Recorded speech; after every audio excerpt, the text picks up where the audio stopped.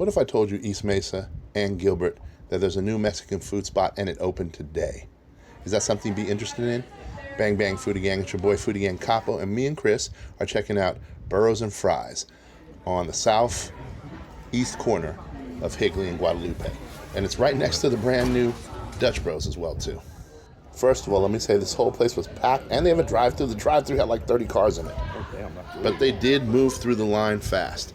Here we are. I'm going in on the horchata, and let me tell you, the horchata was off the charts. I thought it was really good. I'm surprised.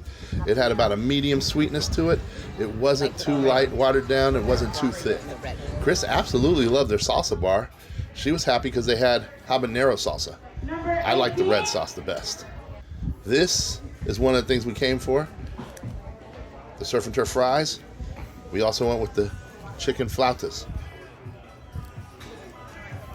It was on their daily specials for $15.25. You got 3 flautas, which were cut in half, so 6 pieces. Chicken or beef. Came with rice and beans, sour cream, and guac. And after taking that first bite, I'm going to be honest and say looks were a little bit deceiving, and I wasn't that impressed, at least on the first bite. But once we found the right combo of sauces, like Chris had her habanero, I used the green sauce, a little bit of red sauce, and then of course the guac, sour cream, and definitely that red sauce. I really like their red sauce.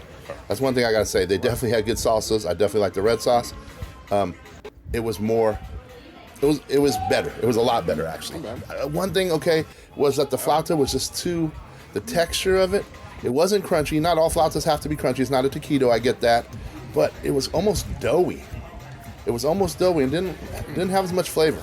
It really didn't. So I would probably try the taquitos next time, but that's for another day. Let's go in right here to the surf and turf fries. These things were $19.99. We went with the large one. It's the carne asada, it's the shrimp, it's the fries, guacamole, and cheese. And here I go going in. Chris going in right here. And I'll tell you what, I thought it was pretty good. Pretty good. But if I'm being honest, it doesn't touch Pony Michi's, and it doesn't touch Mr. Fry Guys in Peoria. Now, was it good? Yes. I'll tell you what, though. I like the carne asada. One thing about their carne asada, even though it wasn't grilled or charred, there was no cartilage, there was no fat parts. The meat was good.